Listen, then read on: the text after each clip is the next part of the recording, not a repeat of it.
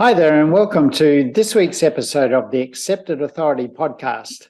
My name's Greg Groworth, and I'm your host for the Accepted Authority podcast. And in this podcast, we talk about the challenges around growing your consultancy practice and specifically how you can be seen as the accepted authority in your field so that you have clients coming to you pre-sold, ready to buy, rather than having to always be sharpening your pencil, always be looking for where your next client is coming from, or always wondering about that next networking meeting that you really don't want to go to, but you know that you should because there's no other way that you're going to attract clients. So today I want to address the process of creating your own clients rather than waiting for clients to come to you, which is so often the way that we find consultants operating. Waiting for the next referral, going to networking meetings to meet people, hoping that they could be the right connections to either become a client or connect them to clients through the referral process. Now, there's nothing wrong with those methods, except that you have no real control over how you acquire clients through that process. Yes, we all want referrals, and referrals are great. Referrals come with an element of trust attached, which can't be achieved in a lot of other ways of acquiring clients. However, what I want to talk about today is how to create your own clients with that level of trust that they have, possibly even higher than they would in a referral situation. And the methodology I want to talk about today is what I've used to grow my 3 consultancy practice that I have started, grown and sold before I started operating this one. And that methodology came about because I wasn't a great networker. I was a shy person. Now, a lot of you may not be aware of this, but when I started out in business, I was an extremely shy person. I was an accountant initially, so I was quite typical of a lot of accountants where I preferred to spend my days sitting in front of a computer screen rather than talking to people. And the thought of ever having to be in a selling situation probably would have freaked me out if I even really thought about it. But it was such a remote possibility in the early days of my career that I really didn't give it much thought until I found myself one day in my own business, almost by accident, because my previous boss and I had a disagreement about my value to his company. And the next day after that conversation, I was looking for something else to do with my career.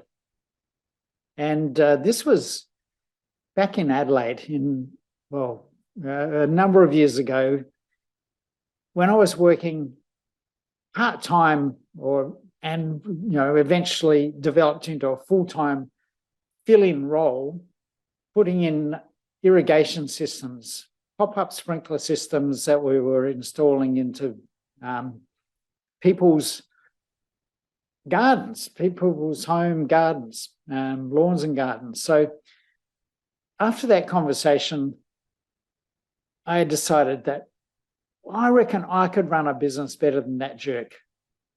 So I decided to go into business for myself. And that started the process of how do I actually get sales? How do I go into business and find sales, find clients, find customers for my irrigation business? So I had to learn very quickly how to do that.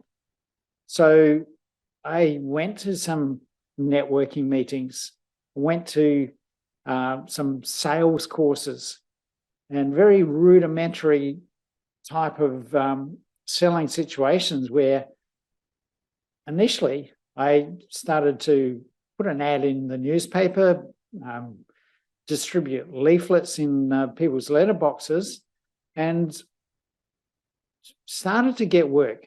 And because it was summertime when this started, we managed to get work. And I started to grow a small team to help me with the installation of the irrigation systems. Now, that was great through the summer, but you can imagine what happened around Easter time in Adelaide, South Australia, where I was working and living. Come Easter, after the summer, middle of autumn, starting to get cold, starting to get towards winter, people stopped thinking about installing irrigation systems. They knew that they didn't have to worry about watering their gardens again until springtime and summertime. So the inquiries that were coming from the leaflet distribution, from the newspaper ads, well, I could say dried up, to use a very bad pun. We stopped getting opportunities for sales. Now, at that time, there was really no option for me to do anything else but to do something I never thought I would ever see myself doing. But it was the only way that there was any possibility of getting sales so that my family could eat over the winter time. And that was go out and knock on doors, cold calling, cold door knocking in the streets around the most popular areas that we were making sales through the summer.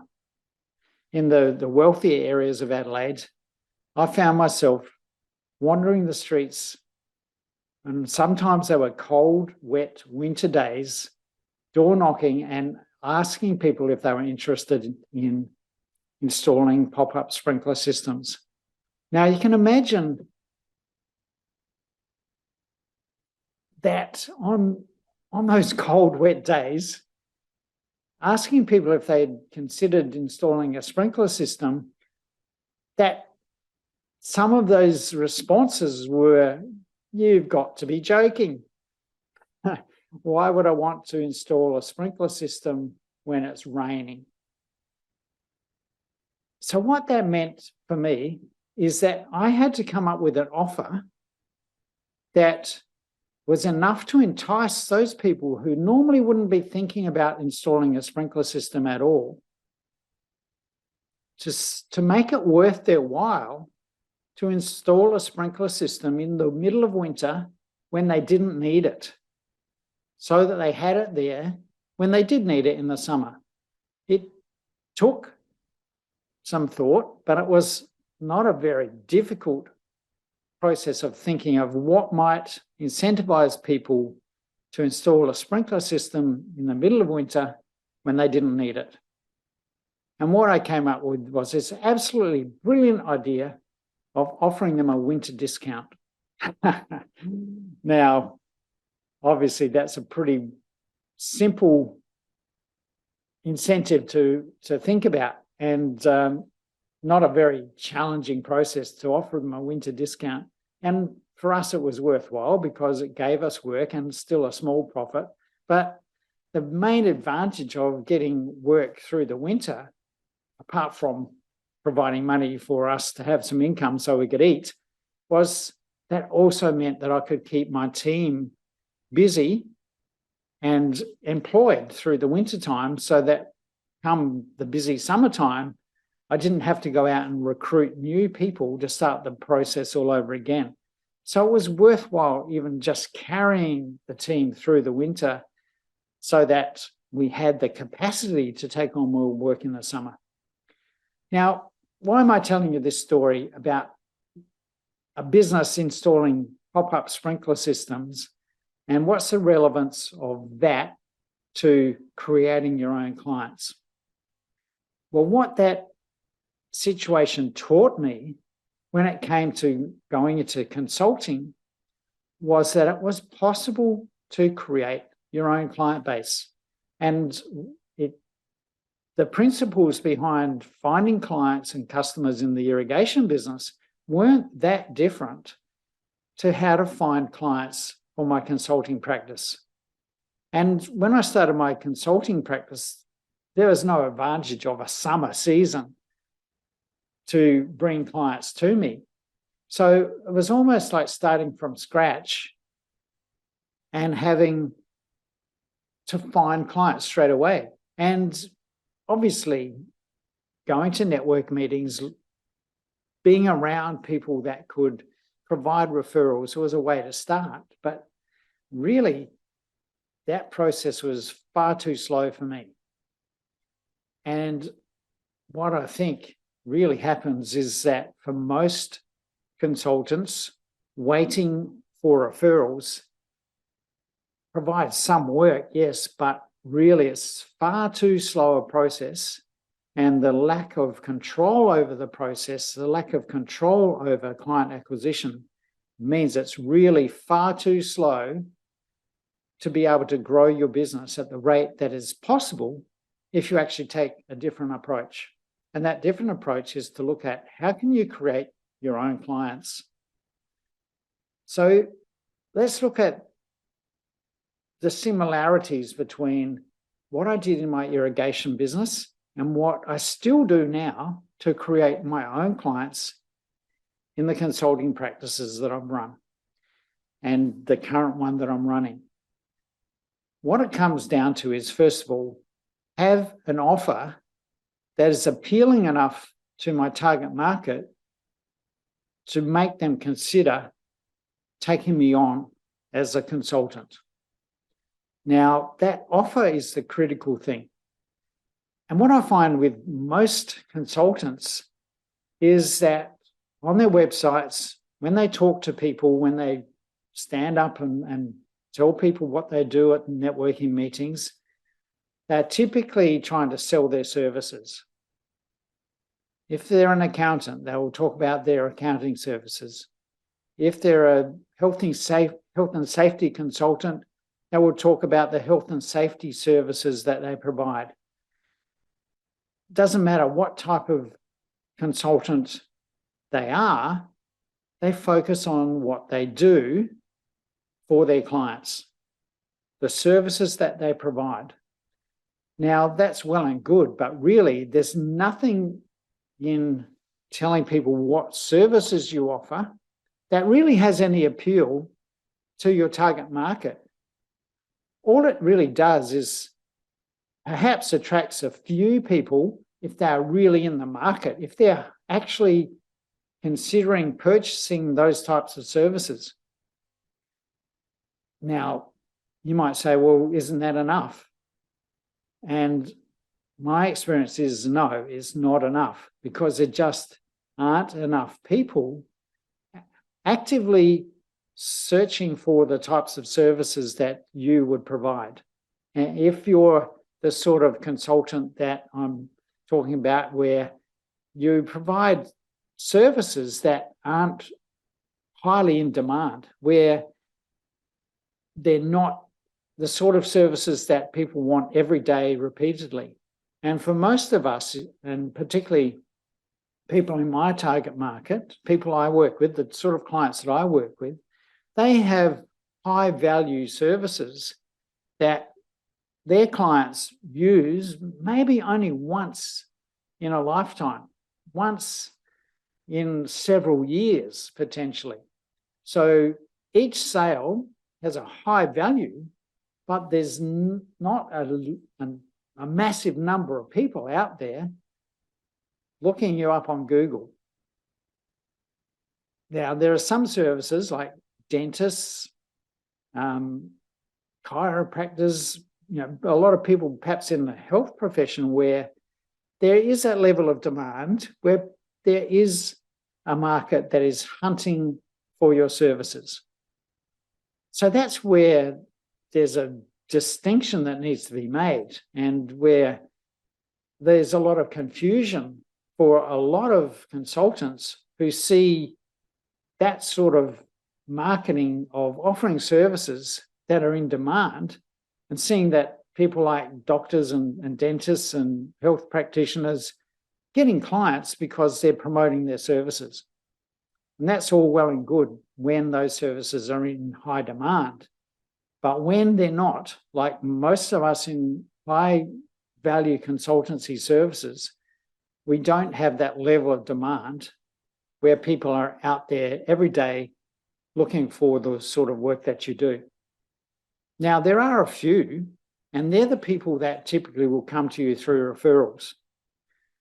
But what I want you to understand is that if you have a client base where you're solving similar problems for similar people or similar organizations consistently, so those types of services that you offer apply to what's known in the industry as a niche market, then it's likely that the sort of clients that you will have value for are very similar to the sort of clients that have been your best clients in the past. So one of the exercises I get my clients to do is to research their client base, go back over the types of clients they've worked with, the types of work they've done for those clients, and really help to understand which of those clients were the better clients to work with, which of those clients were their premium clients. Because if we're going to do marketing and if we're going to create our own clients, then why should we bother trying to attract anyone else but our premium level clients? So if we can do that, my suggestion is that you focus on those premium clients and build all of your marketing, all of the processes around creating your own clients to focus on those premium level clients and their needs, because the clients that you've worked with in the past that are premium level clients will typically have a similar set of needs. They have the same sorts of problems that you're able to solve for them that are high value problems or high cost problems, if I put it that way.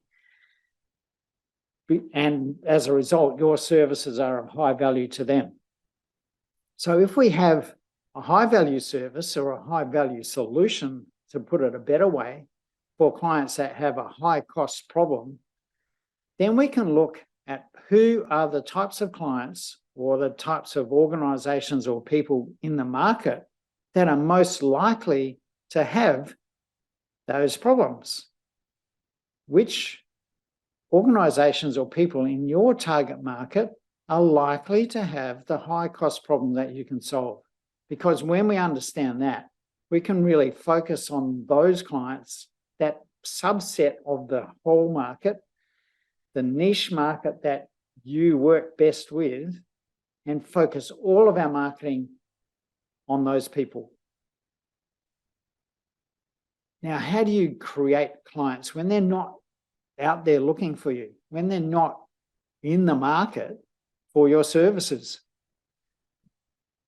Basically, you've got to do what I did, knocking on those doors on the cold Adelaide mornings and make them an offer they can't refuse. Ideally, you've got to come up with an offer that is so appealing to them that they will consider your services or consider taking you on when they weren't even looking for you.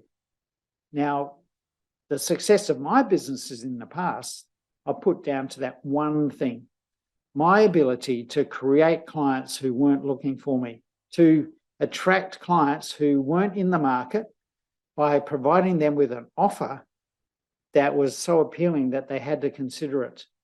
Now, there's a process to go through, and we've talked about the 6 E's process previously in this podcast, where it's a process of starting a relationship with value, providing your potential clients with information that educates them around the problems that they have and the solutions that are best to solve that problem. Because the reason they're not looking for your services is that they're probably not really aware of how to solve the problems they have. And for some of them, they're not even really aware that they have a real problem. Sometimes your potential clients are just putting up with the status quo. They're doing things the way they've always done them without realizing that there is a better way.